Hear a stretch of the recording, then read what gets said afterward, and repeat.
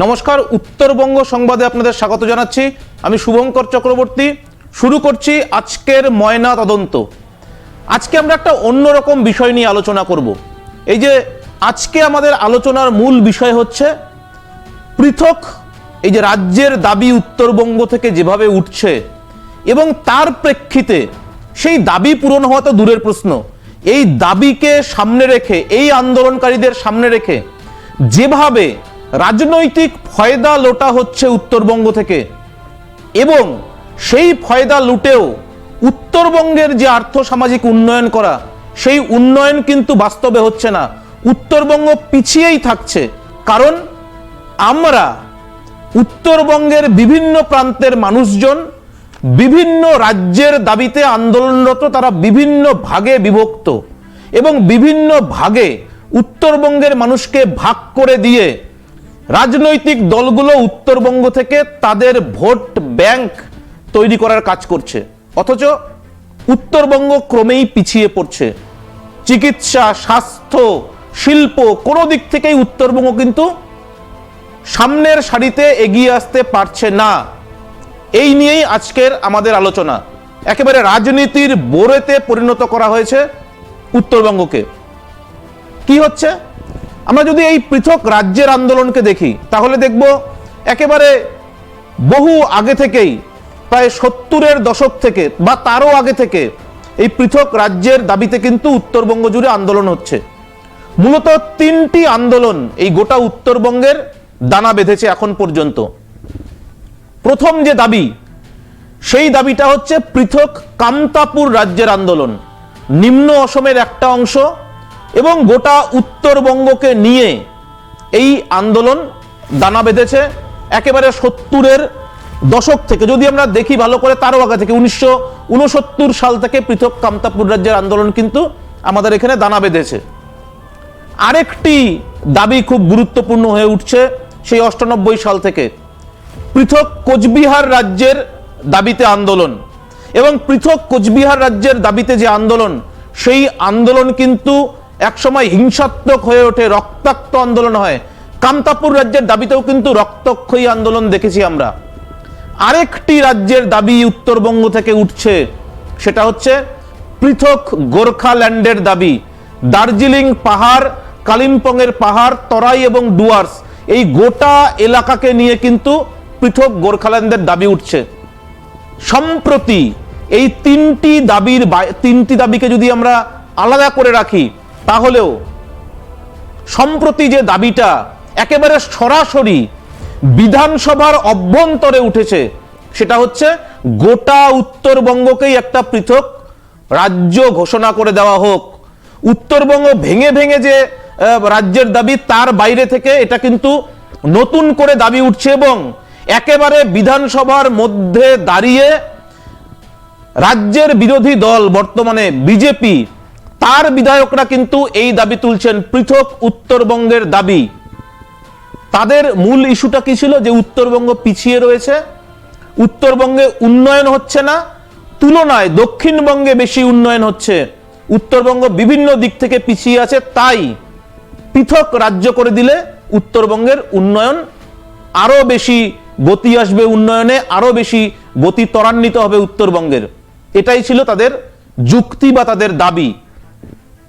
ইতিমধ্যেই যারা আন্দোলন শুরু করেছেন, পৃথক গ্রেটার কোচবিহার হোক, কামতাপুর হোক বা গোর্খাল্যান্ড হোক, তাদের কিন্তু একই বক্তব্য যে পশ্চিমবঙ্গের মধ্যে থেকে তাদের কোনো রকমের উন্নয়ন হচ্ছে না, তাই তারা পৃথক রাজ্য চায়। আদৌ যদি পৃথক রাজ্য তৈরি করা হয়, তাহলে আদৌ এই উন্নয়ন যেটা বলা হচ্ছে, সেই উন্নয়ন কি আদৌ হবে, নাকি বর্তমানে যে অবস্থা আছে সেই অবস্থাতেই থাকবে? এটা জটিল বিতর্কের বিষয়ে নিয়ে বহু বিতর্ক হয়েছে, নানা রকমের মত রয়েছে, নানা মুনির নানা মত। কেউ বলছে পৃথক রাজ্য হলে উন্নয়ন হবে, কেউ বলছে পৃথক রাজ্য হলে আদৌ কোনো উন্নয়ন হবে না। নানা রকমের মতামত রয়েছে। আমরা যদি সেই দিকটাতেও না যাই, তাহলে যেটা দেখা যাচ্ছে সেটা হলো, যে রাজনৈতিক দলগুলো যখন ক্ষমতায় এসছে, সে বামেদের 34 বছর হোক, তার আগে কংগ্রেসের আমল হোক, বা বর্তমানে তৃণমূল কংগ্রেস, যারাই শাসক দলে আসুক না কেন, তারা কেউই কিন্তু এই যে দাবি, এই যে সমস্যা, এই সমস্যাকে মেটানোর জন্য কোনো পার্মানেন্ট সলিউশন, যে শব্দটা ইতিমধ্যেই পাহাড়ে গোর্খাল্যান্ডের প্রসঙ্গে জনপ্রিয় হয়েছে, স্থায়ী সমাধান, কোনো সমস্যার কোনো স্থায়ী সমাধান তারা কিন্তু আজ পর্যন্ত করতে পারেনি। খুব স্পষ্ট করে যদি আমরা বলতে চাই, তাহলে না বাম, না কংগ্রেস, না বর্তমানের তৃণমূল কংগ্রেস কেউই কিন্তু চায় না উত্তরবঙ্গে বিভিন্ন এলাকায় এই যে পৃথক রাজ্যের দাবি উঠেছে, সেই সমস্যাগুলোকে চিহ্নিত করে একেবারে তার পার্মানেন্ট সলিউশন করে দেওয়া। সেটা কিন্তু কোনো রাজনৈতিক দলই আজ পর্যন্ত করে ওঠেনি এবং তারা বাস্তবে চায় না করতে। কেন চায় না? কারণ যদি এই সমস্যার সমাধান হয়ে যায়, তাহলে রাজবংশীর নামে, গোর্খাদের নামে, তামাংয়ের নামে, আদিবাসীদের নামে এই যে ডিভাইডেশনের রাজনীতি শুরু হয়েছে, ডিভাইড অ্যান্ড রুল পলিসি চলছে উত্তরবঙ্গে বছরের পর বছর ধরে, যুগের পর যুগ ধরে, সেই পলিসি কিন্তু কার্যকর করা যাবে না। এবং সেই পলিসি যদি ব্যর্থ হয়, তাহলে কিন্তু তাদের যে ভোট ব্যাংক তৈরি করার যে রাস্তা, সেই রাস্তাও কিন্তু বন্ধ হয়ে যাবে। বাস্তবে যে পরিস্থিতি, সেটা হচ্ছে বিভিন্ন জাতির নামে, ধর্মের নামে, সম্প্রদায়ের নামে উত্তরবঙ্গের বিভিন্ন জনজাতিকে বিভিন্ন ভাগে বিভক্ত করে দিয়ে ভোট রাজনীতির ফায়দা লুটতে চাইছে। বিগত দিনে শাসক দলরাও লুটেছে, বর্তমানে শাসক দলও লুটছে। এবং স্বাভাবিকভাবেই এই যে পৃথক রাজ্যের আন্দোলন এবং উত্তরবঙ্গের সামগ্রিক উন্নয়ন, তার সঙ্গে রাজ্যের শাসক দলের পাশাপাশি যাদের অবস্থান, যাদের খুব গুরুত্বপূর্ণ যাদের অবস্থান, সেটা হচ্ছে কেন্দ্রের শাসক দল। রাজ্য তো আর পৃথক রাজ্য তো আর রাজ্য সরকার বানিয়ে দিতে পারবে না, সেটা কেন্দ্রের বিবেচ্য বিষয়। তাই বরাবর সরাসরি না হলেও ঘুর পথে, পরোক্ষভাবে এই রাজ্যের দাবির সঙ্গে এবং তার সঙ্গে জড়িত অনুন্নয়নের প্রশ্নে কেন্দ্রের শাসক দলের ভূমিকাও কিন্তু অত্যন্ত গুরুত্বপূর্ণ। তাদের যে নাক গলানো বারবার করে, সে গোর্খাল্যান্ড প্রসঙ্গেই হোক, পৃথক কামতাপুরের প্রসঙ্গই হোক, বা গ্রেটার কোচবিহারের প্রসঙ্গেই হোক, বারবার কিন্তু আলোচনায় এসেছে কেন্দ্রের শাসক দল। অর্থাৎ রাজ্যে যারা বিরোধী, তারা বর্তমানে কেন্দ্রে ক্ষমতায় রয়েছে। ফলে এই যে রাজনীতি, এই যে মেরুকরণের রাজনীতি, ভেঙে দেওয়ার রাজনীতি, ডিভাইড অ্যান্ড রুল পলিসি, সেই পলিসিতে রাজ্যের শাসক দল যেমন অংশীদার, যেমন দায়ী, ঠিক তেমনি একইভাবে কেন্দ্রের শাসক দল বিজেপি, তারাও কিন্তু সমানভাবে দায়ী। কোনো দলই চায় না এই সমস্যা মিটে যাক, এই সমস্যার সমাধান হোক এবং প্রকৃত অর্থেই উত্তরবঙ্গের উন্নয়ন হোক। শিক্ষা, স্বাস্থ্য, শিল্প, অন্যান্য ক্ষেত্রে উত্তরবঙ্গ এগিয়ে যাক। এই যে বিষয়গুলো বললাম, উন্নয়নের ক্ষেত্রে যে সমস্ত প্যারামিটার রয়েছে, যে সমস্ত সাবজেক্টকে ভিত্তি করে উন্নয়নের মাপকাঠি বিচার করা হয়, প্রতিটি ক্ষেত্রে রাজ্যের পাশাপাশি কেন্দ্রের অবদান কিন্তু অত্যন্ত গুরুত্বপূর্ণ। সে শিল্পনীতি তৈরি করা হোক, বা এই যে ধরুন গিয়ে শিক্ষার ক্ষেত্রে হোক, বা স্বাস্থ্যের ক্ষেত্রে হোক। এইমসের প্রসঙ্গ এক্ষেত্রে খুব গুরুত্বপূর্ণ। এইমস আজ পর্যন্ত উত্তরবঙ্গে তৈরি হলো না। কেন তৈরি হলো না? কারণ এইমসের দাবিতে গোটা উত্তরবঙ্গবাসী একত্রিত হয়ে সেভাবে কোনো লড়াই করতে পারেনি। কেন পারেনি? কারণটা হচ্ছে এই উত্তরবঙ্গের মানুষরা বিভিন্ন ভাগে বিভক্ত। তারা কেউ রাজবংশী, তারা কেউ কামতাপুরী, তারা কেউ গোর্খা, তারা কেউ আদিবাসী, তারা বিভিন্ন ভাগে বিভক্ত। তারা কেউ নিজেদেরকে বঞ্চিত মনে করেন না, বা তারা নিজেদের সবার যে দাবি, সেই দাবিতে কখনো একমত হতে পারেননি। এখানেই কিন্তু শাসকের সফলতা। তারা একটি নির্দিষ্ট দাবি নিয়ে সবাইকে একমত হতে দেননি আজ পর্যন্ত। এবং এই যে না দিতে পারা, সেই না দিতে পারাটাকেই কিন্তু হাতিয়ার করে এখন পর্যন্ত এই রাজনীতি চালিয়ে যাওয়া যাচ্ছে পৃথক রাজ্যের নাম করে। উত্তরবঙ্গে সেটা সম্ভব হচ্ছে এখানকার মানুষের ভাবনা চিন্তার জন্যই। আজ থেকে না, বললাম তো 1969 সাল থেকে। আমরা একবার যদি পুরনো জায়গায় যদি ইতিহাসটা দেখি, কত ভাগে ভাগ করে দেওয়া হয়েছে উত্তরবঙ্গকে। পাহাড়ের কথা ধরুন, পাহাড়ে এখন পর্যন্ত 14 থেকে 15টি আলাদা আলাদা পৃথক বোর্ড করে দেওয়া আছে। লেপচাদের জন্য আলাদা বোর্ড, গোর্খাদের জন্য আলাদা বোর্ড, তামাংদের জন্য আলাদা বোর্ড, বিভিন্ন সম্প্রদায়ের জন্য আলাদা আলাদা বোর্ড। যে যখন চেয়েছে তখন তার নামে আলাদা বোর্ড, তাদের জন্য আলাদা করে টাকা স্যাংশন করে দেওয়া। এই যে সার্বিক উন্নয়ন, এক জায়গায় থেকে সরকার যদি চাইতো কোথাও একসঙ্গে সবাইকে বেঁধে রাখতে, এক জায়গা থেকে প্রশাসনিক উন্নয়ন করতে, সার্বিক আর্থসামাজিক উন্নয়ন করতে, তাহলে এই ভেঙে ভেঙে টুকরো টুকরো করে দেওয়ার কোনো মানে হয় না। টুকরো করে দেওয়ার মধ্য থেকেই কিন্তু এই সাম্প্রদায়িকতার জন্ম নেয়, বিচ্ছিন্নতাবাদের জন্ম নেয়। সরকার যখন নিজেরাই টুকরো টুকরো করে দিচ্ছে, তখন স্বাভাবিকভাবেই এই টুকরো টুকরো ভাবনা চিন্তাগুলো কিন্তু আরো বেশি করে জেগে ওঠে, এবং সেই ভাবনা চিন্তাই কিন্তু জেগে উঠেছে। আগে পাহাড়ে একই ছাতার তলে সবার উন্নয়নের কাজ হতো। জিটিএ যদি হয়ে থাকে, তাহলে জিটিএর আন্ডারে সমস্ত সম্প্রদায়ের লোকেদের, সমস্ত এলাকার উন্নয়নের কাজকর্ম হবে। তার জন্য আলাদা করে লেপচাদের জন্য উন্নয়ন বোর্ড তৈরি করার কি প্রয়োজনীয়তা রয়েছে? তামাংদের জন্য আলাদা উন্নয়ন বোর্ড তৈরি করার কি প্রয়োজনীয়তা রয়েছে? যখন তামাংদেরকে আলাদা করে দেওয়া হচ্ছে, লেপচাদেরকে আলাদা করে দেওয়া হচ্ছে, তখন স্বাভাবিকভাবেই সেই নির্দিষ্ট সম্প্রদায়ের মধ্যে বিচ্ছিন্নতার ভাবনা চিন্তা কিন্তু জাগ্রত হচ্ছে। তারা নিজেদেরকে আলাদা করে ভাবতে শুরু করেছে, নিজেদের দাবি দেওয়া নিয়ে আলাদা করে আন্দোলন করতে শুরু করেছে, এবং সেখান থেকেই কিন্তু এই পৃথক হওয়ার মানসিকতার জন্ম নিচ্ছে। সমতলে দেখুন, আদিবাসীদের জন্য আলাদা বোর্ড, রাজবংশীদের নামে আলাদা বোর্ড, কামতাপুরের নামে আলাদা বোর্ড। কেন? একটা উত্তরবঙ্গ উন্নয়ন দপ্তর তৈরি করে দিয়েছে রাজ্য সরকার। যদি কোনো উন্নয়নের কাজ করতে হয়, তাহলে সেই দপ্তরের মাধ্যমে সার্বিকভাবে সবার জন্য উন্নয়ন করা যায়। যখন এই সমস্ত আলাদা বোর্ড, আলাদা পর্ষদ তৈরি হচ্ছে, তখন সেই অংশের মানুষের জন্য নির্দিষ্ট সেই অংশের মানুষ কিন্তু নিজেদেরকে আলাদা করে ভাবতে শুরু করেছে। নিজেদের মতন করে আলাদা করে তারা কিন্তু ভাবনা চিন্তা যখন শুরু করবে, তখনই কিন্তু এই বিচ্ছিন্নতাবাদের জন্ম হচ্ছে। অর্থাৎ সরকারি যে পলিসি, সেই পলিসির মধ্যেই কিন্তু বারবার করে ভেঙে দেওয়া, ভাগ করে দেওয়া, পৃথক করে দেওয়া, সেপারেট করে দেওয়া, সেই ভাবনা চিন্তার প্রতিফলন সরকারি সিদ্ধান্তের মধ্য থেকে কিন্তু বারবার করে উঠে আসছে। একদিকে সরকার বলছে, শাসক দল বলছে তারা পৃথক রাজ্য চান না, কোনোভাবেই বাংলাকে ভাগ হতে দিতে চান না, অথচ তাদের যে পলিসি, সেই পলিসির মধ্য দিয়ে তারা কিন্তু এই ভাগাভাগির জন্মটা দিচ্ছেন। তাহলে সরকারের কোন পলিসিটা ঠিক? তারা কি সত্যিই চায় না ভাগাভাগি হোক, নাকি তারা চায় যে সবাই এক সূত্রে এক জায়গায় সবাইকে বেঁধে রেখে এক জায়গা থেকে তার উন্নয়নের কাজকর্ম করা হোক? এ নিয়ে কিন্তু মতপার্থক্য তৈরি হচ্ছে। সরকারের মুখের কথা আর যে বাস্তবে কাজকর্ম, দুয়ের মধ্যে কিন্তু বিস্তর ফারাক রয়েছে। আমরা যদি কামতাপুর আন্দোলন থেকে দেখি, তাহলে কতগুলো ভাগ আপনাদের একবার জানাই, সেই ভাগগুলো কিভাবে ডিভাইড করে দেওয়া হয়েছে সাধারণ মানুষজনকে, কিভাবে সেই আন্দোলন মাথাচাড়া দিয়েছিল এবং কিভাবে সেই আন্দোলন ভেঙে ভেঙে টুকরো হয়ে গিয়েছে বিভিন্ন সময় বিভিন্ন রাজনীতির কারণে। একেবারে 1969 সাল থেকে এই কামতাপুর আন্দোলনের জন্ম হয়। 1996 সালে কামতাপুর পিপলস পার্টি সেটা আত্মপ্রকাশ করে পৃথক কামতাপুর রাজ্যের দাবি নিয়ে, এবং তারা সেই সময় উন্নয়নের কথাও কিন্তু বলেছিল, অনুন্নয়নের কথাও কিন্তু তারা বলেছিল।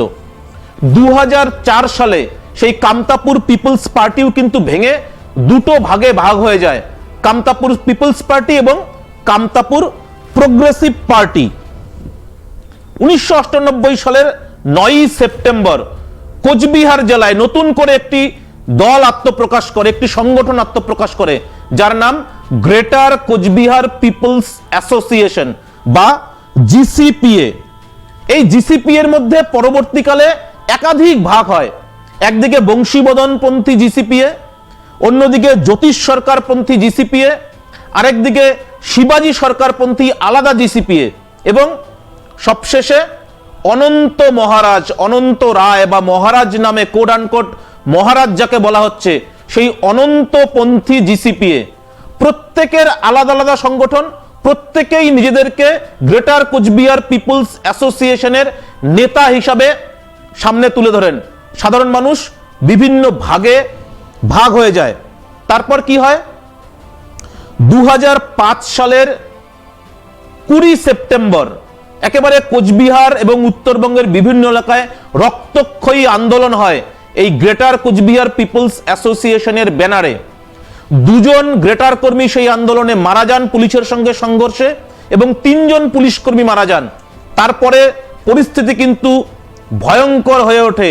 তৎকালীন বাম সরকার সেই আন্দোলনের নেতৃত্বদানকারী নেতা বংশীবদন বর্মন সহ বেশ কয়েকজনকে গ্রেপ্তার করে জেলে পড়ে দেন।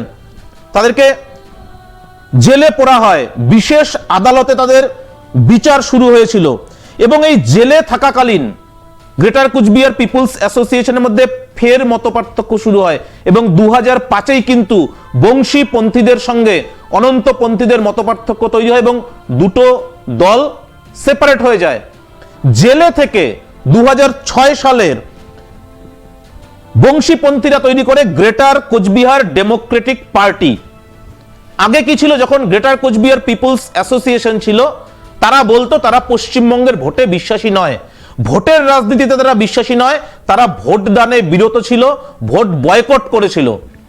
2006 সালে এসে কিন্তু অবস্থার পরিবর্তন হয় এবং বংশীবদন বর্মনরা বলেন যে তারা এই ভোটের রাজনীতিতে লড়াই করতে চান, এবং সেই জন্য পিপলস অ্যাসোসিয়েশনের জায়গায় তৈরি হয় ডেমোক্রেটিক পার্টি।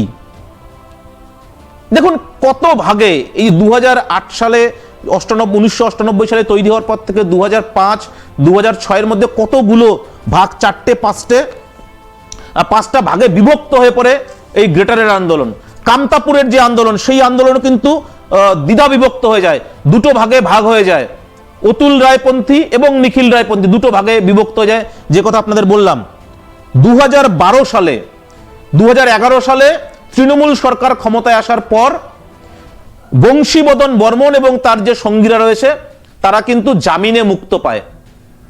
পৃথক রাজ্যের আন্দোলনের জন্য যে বংশীবদন বর্মনদের বাম আমলে জেলে পুরে দেওয়া হয়েছিল, সেই বংশীবদন বর্মনদের মুক্ত করা হয় তৃণমূল সরকার ক্ষমতায় আসার পর, এবং জেল থেকে বেরিয়ে 2012 সালে বংশীবদন বর্মন নতুন আরেকটি সংগঠন তৈরি করে, গ্রেটার কুচবিহার পিপলস পার্টি, যার সংক্ষিপ্ত নাম GCPP, এবং এর মধ্যেই আরেকটি নতুন সংগঠন তৈরি করা হয়, কামতাপুর গ্রেটার সবাই মিলে তৈরি করা হয় গ্রেটার কামতা ইউনাইটেড ফোরাম। এভাবে কিন্তু বিভিন্ন সময় বিভিন্নভাবে বিভিন্ন সংগঠন তৈরি করে পৃথক কোচবিহার রাজ্যের দাবিতে, পৃথক কামতাপুর রাজ্যের দাবিতে আন্দোলন সংগঠিত হয়েছে। কিন্তু সেই আন্দোলনের নিটফল কি? সেই আন্দোলনের নিটফল হচ্ছে জিরো, একেবারে অশ্বডিম্ব। পৃথক রাজ্য যে হবে না, এটা কিন্তু বংশীবদন বর্মনরা খুব ভালো করেই জানেন যে বাস্তবে পৃথক রাজ্য সম্ভব নয়, কখনোই হবে না। অনন্তপন্থী যারা গ্রেটার রয়েছেন, মহারাজ কোডানকোট যাকে বলা হয়, সেই মহারাজও কিন্তু জানেন যে পৃথক রাজ্যের দাবি সেটা একটা অযৌক্তিক দাবি, এবং তারা যে দাবি করছেন সেই দাবি বাস্তবায়িত হবার নয়, হবে না। না বিজেপি না তৃণমূল, কোনো সরকারই কিন্তু, কোনো শাসক দলই কিন্তু তাদের এই দাবিকে এখন পর্যন্ত মান্যতা দেয়নি। এবং এসবের বাইরে কিভাবে বিচ্ছিন্নতাবাদের জন্ম হয় পৃথক রাজ্যের দাবিতে, তার জলজ্যান্ত উদাহরণ কামতাপুর লিবারেশন অর্গানাইজেশন বা কেএলও, নিষিদ্ধ জঙ্গি সংগঠন। এবং এই কেএলওরা কিন্তু দীর্ঘদিন ধরে পৃথক কামতাপুর রাজ্যের দাবিতে সশস্ত্র আন্দোলন শুরু করেছে। এবারে রাজনীতির কথায় আসি। আপনাদের তো ইতিহাসের কথা শোনালাম, রাজনীতি কি জানেন তো? রাজনীতি হচ্ছে এই বংশীবদন বর্মন হোক, অনন্ত রায় হোক, শিবাজি সরকার হোক, জ্যোতিষ সরকার হোক, বা এই যে কেএলওর চিফ জীবন সিংহ, এই প্রত্যেকটি ব্যক্তি তাদের নিজস্ব রাজনৈতিক স্বার্থে কোনো না কোনো ভাবে, কোথাও না কোথাও কিন্তু নিজেদেরকে কার্যত বিকিয়ে দিয়েছে। বংশীবদন বর্মন, আমি ইতিহাস বললাম, বারবার করে দল চেঞ্জ করে, কখনো জিসিপিএ, কখনো জিসিডিপি, কখনো গ্রেটার কামতা ইউনাইটেড ফোরাম, কখনো গ্রেটার কুচবিহার পিপলস পার্টি, তারপর শেষে এখন আবার গ্রেটার কুচবিহার পিপলস অ্যাসোসিয়েশন। শাসক দলের সঙ্গে তার সখ্যতা তৈরি হয়েছে। রাজবংশী ভাষা উন্নয়ন পর্ষদ, রাজবংশী উন্নয়ন পর্ষদ, তার তিনি চেয়ারম্যান। রাজবংশী একাডেমির তিনি দায়িত্বে রয়েছেন। অর্থাৎ বংশীবদন বর্মন রাজ্যের শাসক দলের সঙ্গে নিগোসিয়েশন করে, তাদের সঙ্গে সমঝোতা করে, তাদের সঙ্গে নিজের একটা বোঝাবুঝির রাজনীতি করে নিজের যে পদ, সেই পদ কিন্তু গুছিয়ে নিয়েছেন।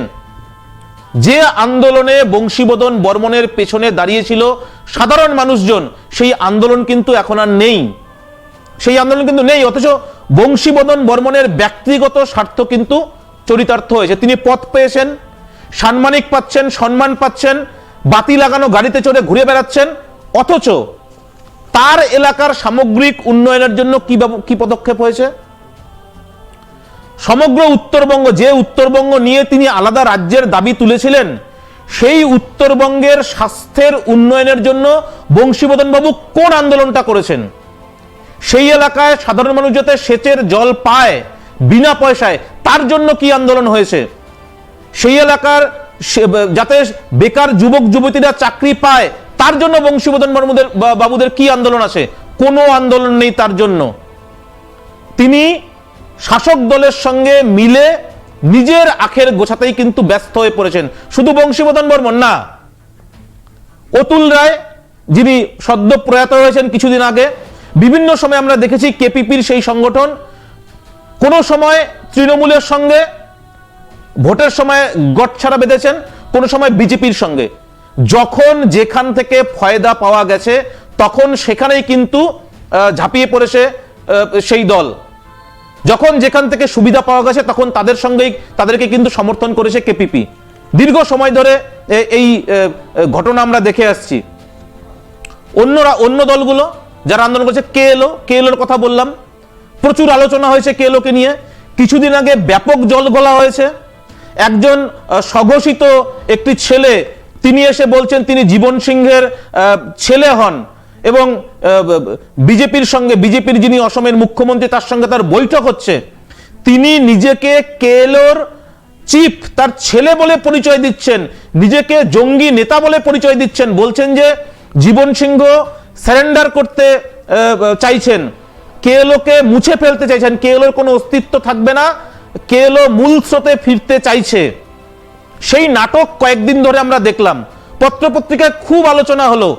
বিজেপির লোকেরা, অসমের মুখ্যমন্ত্রী, অন্যান্য নেতারা টুইটের বন্যা ভাসিয়ে দিলেন, প্রকাশ্যে এসে সংবাদ মাধ্যমে বিবৃতি দিয়ে বললেন আমরা এই কেএলও সমস্যার সমাধান করে ফেলেছি। এটাও একটা রাজনৈতিক চাল। কয়েকদিন পরে কি দেখা গেল? সেই যে ছেলে, যিনি জীবন সিংহের ছেলে বলে দাবি করেছিলেন, তাকে আর কোথাও খুঁজে পাওয়া যাচ্ছে না। কেএলওর অন্য একজন নেতা, অন্য একজন জঙ্গি নেতা, তিনি প্রকাশ্যে বিবৃতি দিয়ে জানাচ্ছেন যাকে কেএলওর ছেলে হিসাবে সামনে এনেছিল অসমের বিজেপি নেতারা, তিনি আদতে জীবন সিংহের ছেলেই নন, জীবন সিংহের সঙ্গে তার কোনো সম্পর্কই নেই এবং তিনি যা বলেছেন সবটাই মিথ্যা। এর পেছনেও কিন্তু রাজনীতি রয়েছে। কিসের রাজনীতি? রাজনীতি হচ্ছে এই অনন্ত মহারাজ কোড আন কোড, এই অনন্ত রায়ের কার্যকলাপকে যদি দেখেন তাহলেই এর পেছনে থাকা রাজনীতিটা একেবারে ক্লিয়ার হয়ে যাবে। দীর্ঘ সময় ধরে এই অনন্ত রায় তিনি অসমে ছিলেন, কোচবিহারে প্রাসাদ সম একটা বাড়ি বানিয়েছেন, কোচবিহার রাজবাড়ির আদলে নিজেকে মহারাজ বলে পরিচয় দেন। অথচ এই এলাকার সাধারণ মানুষকে ন্যূনতম পরিষেবা পাইয়ে দিতে তার কোনো আন্দোলন কখনো দেখা যায় না। তিনি বিভিন্ন জায়গায় যান, বিভিন্ন সভায় তার বক্তৃতা দেন, ধর্মগুরু হিসেবে নিজেকে উপস্থাপন করেন এবং নিজের যা আখের গুছিয়ে নেওয়া সেটা করে নেন। কখনো তাকে দেখা যায় তৃণমূলের সঙ্গে সখ্যতা করতে, কখনো দেখা যায় বিজেপির সঙ্গে সখ্যতা করতে। একদিকে তিনি বিজেপির সঙ্গে সমঝোতা করে নিজের বিশাল সিকিউরিটি নিয়ে রেখেছেন, নিশীথ প্রামাণিক সহ অন্যান্য বিজেপি নেতাদের সঙ্গে তার যথেষ্ট সখ্যতা রয়েছে। অন্যদিকে তৃণমূল নেত্রী মমতা বন্দ্যোপাধ্যায়কে তিনি উপহার পাঠাচ্ছেন, মমতা বন্দ্যোপাধ্যায়ের সঙ্গে আলাদা করে মিটিং করছেন, তৃণমূল নেতাদের সঙ্গে গোপন বৈঠক করছেন। তাহলে এই অনন্ত রায় কার সঙ্গে আছে? তৃণমূলের সঙ্গে না বিজেপির সঙ্গে? বোঝা বড় মুশকিল। তার যে বারবার করে তিনি যে আন্দোলন নিয়ে রাস্তায় নেমেছিলেন, পৃথক রাজ্যের আন্দোলন, সেই আন্দোলনের কথা এখন তিনি আর মুখ দিয়ে কোনো রাগ কাটছেন না। কেন? কারণ তার বিরুদ্ধে রাজ্য সরকার সিআইডি তদন্ত শুরু করেছে এবং সিআইডি তে তার নামে নির্দিষ্টভাবে অভিযোগ জমা হয় এবং সেই অভিযোগের কথা যখন তিনি জানতে পারেন তখন তিনি অসমে গিয়ে দীর্ঘদিন ছিলেন এই কোচবিহারের রাজপ্রাসাদ ছেড়ে দিয়ে। তাকে কোচবিহারে ফিরতে হতো, না ফিরলে তিনি এখানে তার রাজনীতি, তার যে ধর্মগুরু হিসেবে নিজেকে প্রতিস্থাপন করা সেই কাজ তিনি করতে পারতেন না। তাই তাকে খানিকটা বাধ্য হয়ে রাজ্য সরকারের সঙ্গে নেগোসিয়েশনে আসতে হয়েছে। এসে তিনি একদিকে রাজ্য সরকারের সঙ্গে সম্পর্ক রাখছেন, আবার অসমেও তাকে ফিরতে হবে। অসমেও, নিম্ন অসমেও তার কিছু সংগঠন আছে, সেখানেও তার স্থাবর অস্থাবর সম্পত্তি রয়েছে, সেইগুলোকেও রক্ষা করতে হবে। তাহলে অসমে তো আর তৃণমূলের সরকার নেই, সেখানে বিজেপির সরকার, তাই তাকে সখ্যতা বিজেপির সঙ্গেও রাখতে হচ্ছে। অর্থাৎ যেটা আমি বলতে চাইছি সেটা হচ্ছে যে এই যে উত্তরবঙ্গের সাধারণ মানুষজন পৃথক রাজ্যের দাবিতে যাদেরকে নেতা হিসাবে সামনে রেখেছেন, তারা কিন্তু সেই পৃথক রাজ্যের দাবি নিয়ে আন্দোলনকে গুরুত্ব দিচ্ছে না, তারা গুরুত্ব দিচ্ছে নিজেদের যে স্বার্থকে। সে অনন্ত রায় যেমন নিজের স্বার্থকে প্রাধান্য দিচ্ছে, অসমের সম্পত্তি রক্ষার জন্য, অসমের সংগঠন রক্ষার জন্য, অসমের প্রভাব বিস্তারের সঙ্গে বিজেপির সঙ্গে সম্পর্ক রেখেছে। আবার উত্তরবঙ্গে, কোচবিহারে, অন্যান্য এলাকায়, এই এলাকায় সম্পর্ক, নিজের সম্পত্তি রক্ষার জন্য, এই এলাকায় নিজের অস্তিত্ব টিকিয়ে রাখার জন্য তৃণমূলের সঙ্গে সখ্যতা রেখেছে। এই হচ্ছে এদের দ্বিচারিতা। এবং এই নেতাদের সামনে রেখেই উন্নয়নের কথা ভুলে পৃথক রাজ্যের দাবিতে আন্দোলনে নেমেছে সাধারণ মানুষজন। বহু মানুষ, হাজার হাজার মানুষ তারা কিন্তু আন্দোলন করছে, অথচ তাদেরকে কিভাবে রাজনীতির বোড়ে হিসেবে ব্যবহার করা হচ্ছে তারা কিন্তু সেটা বুঝতে পারছে না। এবং এই যে বংশীবদন বর্মন হোক, অনন্ত রায় হোক, তারা কিন্তু কেউ এই, তারা কেন আন্দোলন করছে না, কেন সাধারণ মানুষের সমস্যা নিয়ে কথা বলছে না, সেই প্রশ্ন যখন তাদের কাছে আমরা করছি, তারা কিন্তু স্পষ্টভাবে তার কোনো উত্তর দিতে চাইছে না। তারা ঘুরিয়ে ফিরিয়ে সেই একই জায়গায় চলে যাচ্ছে। তারা নানা কথার মধ্য দিয়ে মূল যে প্রশ্ন, উন্নয়নের প্রশ্ন, এখানকার বেকার যুবক যুবতীদের চাকরির প্রশ্ন, পর্যটনের বিকাশের প্রশ্ন, রাস্তাঘাটের উন্নয়নের প্রশ্ন, সাধারণ মানুষের, কৃষকদের জিনিসপত্রের দাম বৃদ্ধির প্রশ্ন, সেই সমস্ত প্রশ্ন কিন্তু তারা এড়িয়ে যাচ্ছে। এড়িয়ে গিয়ে মূল জায়গা থেকে কিন্তু মানুষকে নজর ঘুরিয়ে দিচ্ছে। এটাই কিন্তু গোটা উত্তরবঙ্গ জুড়ে এই গ্রেটার কোচবিহারের আন্দোলনের নামে এবং কামতাপুরের আন্দোলনের নামে চলছে। এবং মূল যে রাজনৈতিক দলগুলো, সেই দলগুলো কিন্তু সেই সুযোগ নিয়ে এই নেতাদেরকে ব্যবহার করে তাদের ভোট ব্যাংক বৃদ্ধি করার চেষ্টা করছে। তাই অনন্ত রায়কে যখন মমতা বন্দ্যোপাধ্যায় গুরুত্ব দিচ্ছেন, তখন বংশীবদন বর্মন দীর্ঘ বছরের পর বছর ধরে চুপ করে থাকার পর হঠাৎ করে ফোঁস করে উঠছে। অনন্ত আর বংশী দুই মেরুর, কেউ কাউকে দেখতে পারে না, সাপে নেউলে সম্পর্ক। তাই বংশীবদন বর্মন চান যে মুখ্যমন্ত্রীর সঙ্গে, তৃণমূলের সঙ্গে তার সখ্যতা বজায় থাকুক, অনন্তর যেন সখ্যতা না তৈরি হয়। কিন্তু যখন অনন্তর সঙ্গে মুখ্যমন্ত্রীর, শাসক দলের সখ্যতা তৈরি হচ্ছে, তখন বংশীবদন বর্মন ফোঁস করছেন যে আমরা পৃথক রাজ্য চাই। কারণ তিনি জানেন তিনি ফোঁস করলে আবার হয়তো কিছু পোস্ট পাবেন, আবার হয়তো তাকে বাড়তি কোনো দায়িত্ব দেওয়া হবে, আবার হয়তো তাকে সঙ্গে রাখার জন্য রাজ্য সরকার বিশেষ কোনো তার চাহিদা মিটিয়ে দেবেন। ঠিক একইভাবে অনন্ত রায়ও কিন্তু একই কাজ করছেন। এবং এই দলগুলো যেহেতু তাদের সঙ্গে সাধারণ মানুষের একটা সম্পর্ক রয়েছে, তাদের কথায় সাধারণ মানুষ তাদের ভোট ডাইভার্ট করছেন, সেক্ষেত্রে তাদেরকে হাতে রাখার জন্য বিভিন্ন সময় বিভিন্ন রকম ভাবে তাদের সঙ্গে সখ্যতা তৈরি করার চেষ্টা হচ্ছে, তাদেরকে রাজনীতির বোড়ে হিসেবে ব্যবহার করা হচ্ছে। এবং গত বিধানসভা নির্বাচনেও একই ছবি আমরা দেখেছি, লোকসভা নির্বাচনে একই ছবি দেখেছি, এবারে পঞ্চায়েত নির্বাচন সামনে আসছে, সেক্ষেত্রেও কিন্তু এই অনন্ত রায় তৃণমূলকে সাপোর্ট করবে না বিজেপিকে সাপোর্ট করবে, তা নিয়ে দুই শাসক দলেরই মাথা ব্যথা শুরু হয়ে গিয়েছে। বিজেপির নেতারা অনন্ত রায়কে তোষামত করতে ব্যস্ত, তৃণমূলের নেতারা অনন্ত রায়কে তোষামত করতে ব্যস্ত। একইভাবে বংশীবদনের ক্ষেত্রেও একই জিনিস, সেখানে তৃণমূল নেতারা তাকে তোষামত করছে, বিজেপির নেতারাও তার সঙ্গে সম্পর্ক বজায় রেখে চলার চেষ্টা করছে। এই যে রাজনীতির খেলা, এবং এই রাজনীতির খেলায় সব থেকে বেশি ক্ষতিগ্রস্ত হচ্ছে উত্তরবঙ্গ, সব থেকে বেশি ক্ষতিগ্রস্ত হচ্ছে উত্তরবঙ্গের সাধারণ মানুষ, সব থেকে বেশি ক্ষতিগ্রস্ত হচ্ছে উত্তরবঙ্গের বেকার যুবক যুবতীরা। তাদের চাকরির কথা, তাদের স্বাস্থ্যর কথা, তাদের শিক্ষার কথা, তাদের যে সমস্ত দাবি, সেই সমস্ত দাবি চাপা পড়ে যাচ্ছে এই পৃথক রাজ্যের দাবির আড়ালে। এই রাজনীতির নেতাদের যে গন্ডগোল, কোলাহল, বিভিন্ন সময় আন্দোলন, সেইগুলোর মধ্যে কিন্তু এই মূল যে দাবিগুলো, উন্নয়নের দাবি, সেই উন্নয়নের দাবি চাপা পড়ে যাচ্ছে। তাই মূল বিষয়টা হওয়া উচিত উন্নয়ন। এই যে রাজনীতির খেলা, এই খেলাটাকে কিন্তু যতক্ষণ পর্যন্ত না সাধারণ মানুষজন বেরিয়ে আসতে পারছে, ততক্ষণ পর্যন্ত কিন্তু এই সমস্যার আদৌ কোনো সমাধান হবে বলে মনে হচ্ছে না। একটা প্রতিবেদন, আমাদের বিশেষ প্রতিবেদন তৈরি করেছি, আপনারা সেই প্রতিবেদনটা একবার নজর রাখুন।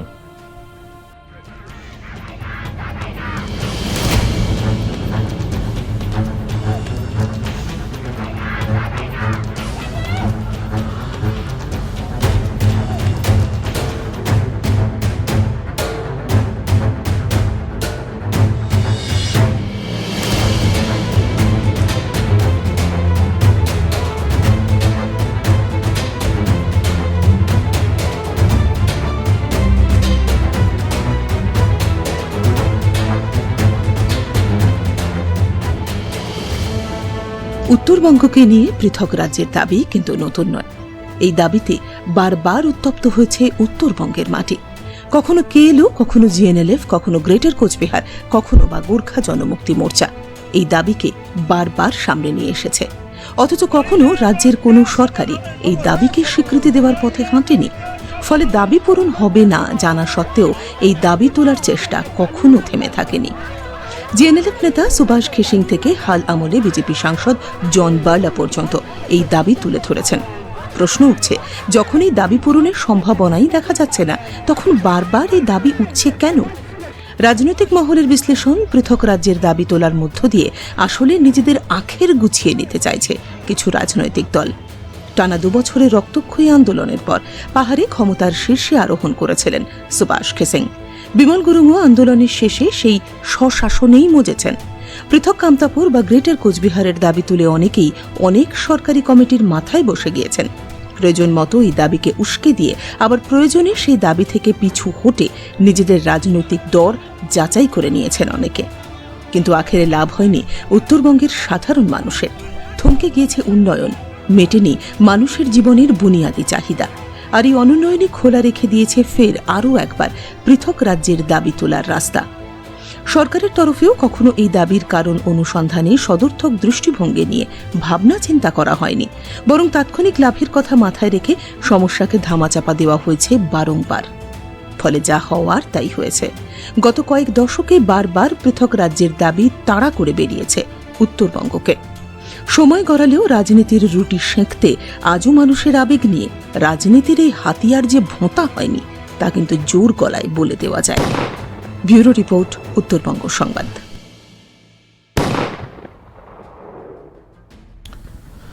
আপনাদের সমতলের কথা বললাম, পৃথক কামতাপুর রাজ্যের আন্দোলনের কথা বললাম, পৃথক কোচবিহার রাজ্যের আন্দোলনের কথা বললাম। ঠিক একইভাবে সমস্যা তৈরি হয়েছে পাহাড়েও। মমতা বন্দ্যোপাধ্যায় 2011 সালে যখন ক্ষমতায় এসেছিলেন, তখন তার পরবর্তী সময়ে যখন জিটিএ চুক্তি স্বাক্ষর করা হয় 2011 সালের 18ই জুলাই শিলিগুড়ির কাছে দাগাপুরে, সেখানে কেন্দ্রীয় স্বরাষ্ট্রমন্ত্রী পি চিদম্বরম, আমাদের রাজ্যের মুখ্যমন্ত্রী মমতা বন্দ্যোপাধ্যায় এবং তৎকালীন পাহাড়ের সব থেকে বড় রাজনৈতিক দল গোর্খা জনমুক্তি মোর্চার বিমল গুরুং, তারা কিন্তু উপস্থিত ছিলেন। এবং জিটিএ চুক্তি স্বাক্ষর করার পর মমতা বন্দ্যোপাধ্যায় সেটাকে সব থেকে বড় সফলতা হিসাবে দেখিয়েছিলেন। গোটা রাজ্য জুড়ে স্লোগান উঠেছিল, পাহাড় হাসছে। কিন্তু সত্যিই কি পাহাড় হাসছে? সত্যিই কি পাহাড়ের সমস্যা মিটে গিয়েছে? শুরুতে যেটা বলেছিলাম যে মূল সমস্যা, তার যে স্থায়ী সমাধান, সেই স্থায়ী সমাধান করার বদলে পাহাড়ের মানুষকে গত 10 বছরে বিভিন্ন ভাগে ভাগ করে দেওয়া হয়েছে এবং যা থেকে আরো বিচ্ছিন্নতাবাদের নতুন করে কিন্তু তৈরি হচ্ছে। যে বিমল গুরুং এর বিরুদ্ধে পাহাড় জ্বালিয়ে দেওয়ার, পাহাড়ের সম্পত্তি নষ্ট করার, একেবারে টানা 100 দিনেরও বেশি আন্দোলন করে পাহাড়ের অর্থনীতিকে পঙ্গু করে দেওয়ার অভিযোগ উঠেছিল, পুলিশকে গুলি করে হত্যা করার অভিযোগ উঠেছিল, পুলিশ মার্ডারের অভিযোগ উঠেছিল যে বিমল গুরুং এর বিরুদ্ধে, দেশদ্রোহিতার অভিযোগ আছে যে বিমল গুরুং এর বিরুদ্ধে, সেই বিমল গুরুংকে আবার পাহাড়ে ফিরিয়ে এনেছে তৃণমূল কংগ্রেস। এবং সেই বিমল গুরুং ফের কিন্তু পৃথক রাজ্যের দাবিতে তার সুর চড়াতে শুরু করেছে। সম্প্রতি এই মুখ্যমন্ত্রী কয়েকদিন আগে পাহাড় থেকে ফিরে গিয়েছেন এবং মুখ্যমন্ত্রী ফিরে যাওয়ার পরেই বিমল গুরুং কিন্তু তার পুরনো ফর্মে ফিরতে শুরু করেছেন। মুখ্যমন্ত্রী পাহাড়ে এসে ঘোষণা করেছিলেন যে জিটিএ নির্বাচন দ্রুততার সঙ্গে করানো হবে। বিমল গুরুং সেই জিটিএ নির্বাচন চান না। তার গলায় কিন্তু ফের পৃথক গোর্খাল্যান্ডের দাবির কথাই উঠে এসেছে। পাহাড়ের অন্যান্য রাজনৈতিক দলগুলোকে একসঙ্গে করে, সমভাবাপন্ন রাজনৈতিক দলগুলোকে একসঙ্গে করে তিনি কিন্তু ফের ঘুঁটি সাজাচ্ছেন নতুন করে আন্দোলনের। ফলে সেখান থেকে নতুন করে পাহাড়ে অশান্তির মেঘ কিন্তু দানা বাঁধতে শুরু করেছে। পাহাড়ের সেই গোর্খা জনমুক্তি মোর্চা ভেঙে টুকরো টুকরো হয়ে গিয়েছে। অনিত থাপা ভারতীয় গোর্খা প্রজাতান্ত্রিক মোর্চা নামে নতুন সংগঠন, নতুন দল তৈরি করেছেন। মোর্চা থেকে বেরিয়ে গিয়েছেন বিনয় তামাং, তিনি বর্তমানে শাসক দলের সঙ্গে যুক্ত রয়েছেন। বিমল গুরুং গোর্খা জনমুক্তি মোর্চার ব্যানারে নতুন করে, যেটা বললাম, যে সংগঠন সাজাচ্ছেন। এবং পাহাড়ে নতুন করে আরেকটি রাজনৈতিক দল কিন্তু মাথা তুলছে। এবারের পৌরসভা নির্বাচনে সেই রাজনৈতিক দল সংখ্যাগরিষ্ঠতা পেয়েছে, পুরসভা দখল করেছে। অজয় এডওয়ার্ডের হামরো পার্টি একসময় জিএনএলএফ এর নেতা ছিলেন, জিএনএলএফ থেকে বেরিয়ে গিয়ে নতুন দল তৈরি করে কিন্তু কিস্তিমাত করে দিয়েছেন অজয় এডওয়ার্ড। ফলে পাহাড়ের রাজনীতিতে নতুন মোড় ঘোরাতে পারে অজয় এডওয়ার্ড, সেই ভাবনা চিন্তা কিন্তু দেখা গিয়েছে। পাশাপাশি হরকা বাহাদুর ছেত্রীর জন আন্দোলন পার্টি, সুভাষ গিসিং এর জিএনএলএফ, এবিজিএল অখিল ভারতীয় গোর্খা লীগ, যেটা পাহাড়ের সব থেকে পুরনো পার্টি, তারাও রয়েছেন। আর কারা আছে? আর তরাই এবং ডুয়ার্সের বিস্তীর্ণ এলাকা জুড়ে রয়েছে একাধিক আদিবাসীদের সংগঠন। সেই আদিবাসীদের ভূমিকাও কিন্তু অত্যন্ত গুরুত্বপূর্ণ। বিভিন্ন সময়ে আদিবাসীদের বিভিন্ন সংগঠন থেকে কিন্তু পৃথক রাজ্যের দাবি উঠেছে, উত্তরবঙ্গকে আলাদা করে দেওয়ার দাবি উঠেছে। এবং সব থেকে যেটা বড় বিষয় সেটা হচ্ছে এই সমস্ত দাবির আড়ালে, গোর্খাল্যান্ডের দাবির আড়ালে, লেপচাদের নিজস্ব দাবির আড়ালে, তামাংদের নিজস্ব দাবির আড়ালে যেটা চাপা পড়ে গিয়েছে সেটা হচ্ছে পাহাড়ের সার্বিক উন্নয়ন। পাহাড়ের সার্বিক উন্নয়ন কিন্তু কার্যত থমকে গিয়েছে। শাসক দল হয়তো বলবে মিথ্যে কথা বলা হচ্ছে, আসলে মিথ্যে নয়, এটাই বাস্তব। কাগজে কলমে রাজ্য সরকার দেখিয়ে দেবে, কেন্দ্রীয় সরকার দেখিয়ে দেবে যে পাহাড়ের উন্নয়নের জন্য কত হাজার হাজার কোটি টাকা বরাদ্দ করা হয়েছে, কিন্তু আদৌ কি সেই উন্নয়ন হয়েছে? যত হাজার কোটি টাকা এখন পর্যন্ত পাহাড়ের উন্নয়নের জন্য বরাদ্দ করেছে কেন্দ্রীয় সরকার এবং রাজ্য সরকার, সেই টাকা দিয়ে পাহাড়কে কার্যত মুড়ে ফেলা যেত উন্নয়নের সেই জোয়ারে, কিন্তু পাহাড়ে কোনো কাজ হয়নি। পাহাড়ের জল সমস্যায় এখনো পাহাড়ের লোক ভুগছে, জলের তীব্র হাহাকার। পাহাড়ের সমস্ত এলাকায় রাস্তাঘাট তৈরি হয়নি। ইভেন তিনধারিয়ায় সেই কত বছর আগে ধসের কবলে রাস্তা ভেঙে গিয়েছিল, ন্যাশনাল হাইওয়ে ভেঙে গিয়েছিল, সেই সমস্যারও কিন্তু আজ পর্যন্ত স্থায়ী কোনো সমাধান হয়নি। সাময়িকভাবে সমাধান হচ্ছে, এই শুনবেন বর্ষা এলেই দুদিন পর পর টয় ট্রেন চলাচল বন্ধ হয়ে যায়, কারণ একই জায়গাতে বারবার করে ধস নামছে। কোনো বিশ্বমানের প্রযুক্তি ব্যবহার করে সেই এলাকায় কিন্তু যান চলাচলের জন্য, টয় ট্রেন চলাচলের জন্য স্থায়ী সমস্যার সমাধান আজও করা হয়নি। পাহাড়ের পর্যটনের বিকাশে যে যে পদক্ষেপ করার কথা ছিল সেই সমস্ত পদক্ষেপ আজ পর্যন্ত হয়নি। যেটা বললাম যে ন্যূনতম যে চাহিদা, পানীয় জলের চাহিদা, বিশুদ্ধ পানীয় জলের চাহিদা, সেই চাহিদাই আজ পর্যন্ত মেটাতে পারেনি রাজ্য সরকার। আজ থেকে কি এই আন্দোলন হচ্ছে?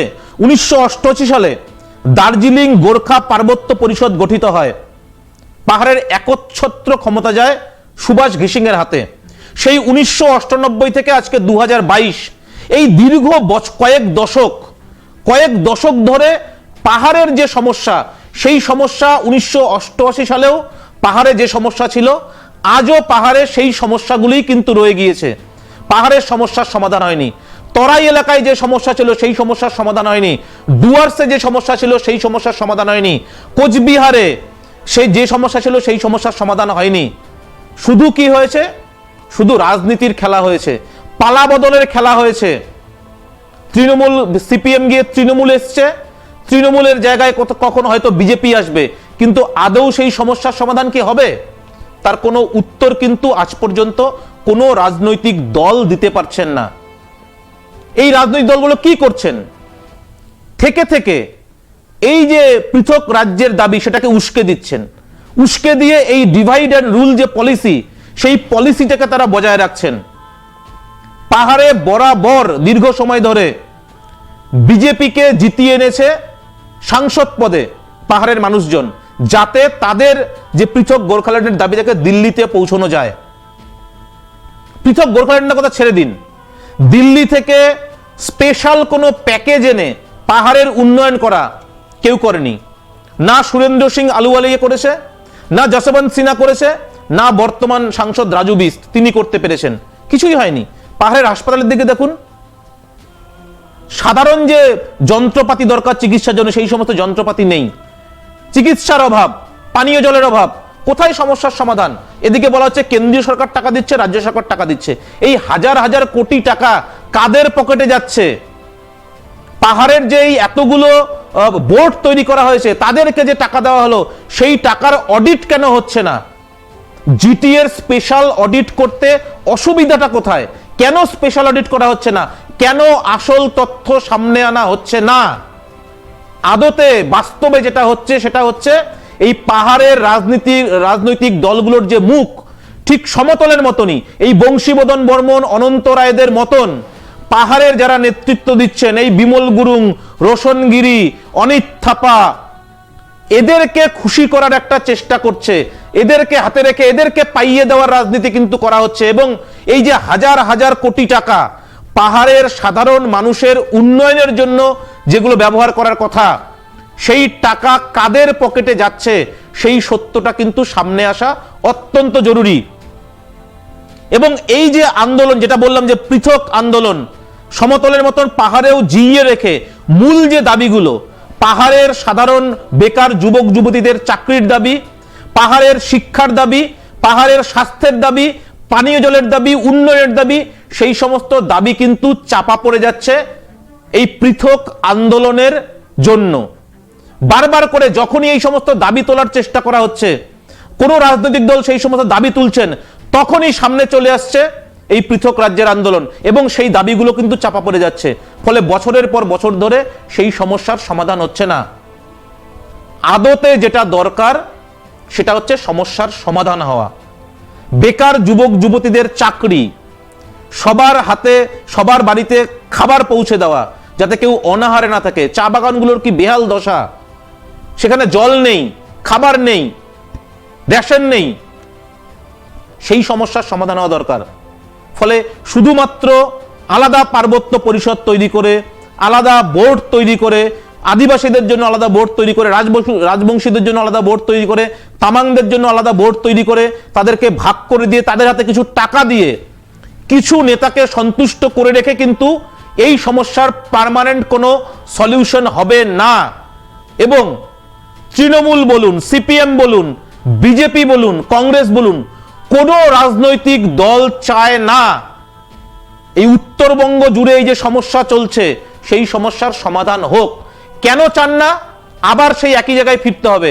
কারণ সমস্যার যদি সমাধান হয়, যদি মানুষ এটা বুঝতে পারেন যে পৃথক রাজ্য হবে না, উন্নয়নটাই মূল কথা, তাহলে সাধারণ মানুষজন যারা পৃথক রাজ্যের দাবিতে আন্দোলন করছেন, যারা বিভিন্ন ভাগে ভাগ হয়ে গিয়েছেন, তারা একসঙ্গে হয়ে চাকরির দাবি করবে, তারা একসঙ্গে হয়ে স্বাস্থ্যের দাবি করবে, তারা একসঙ্গে হয়ে পানীয় জলের দাবি করবে, বিদ্যুতের দাবি করবে।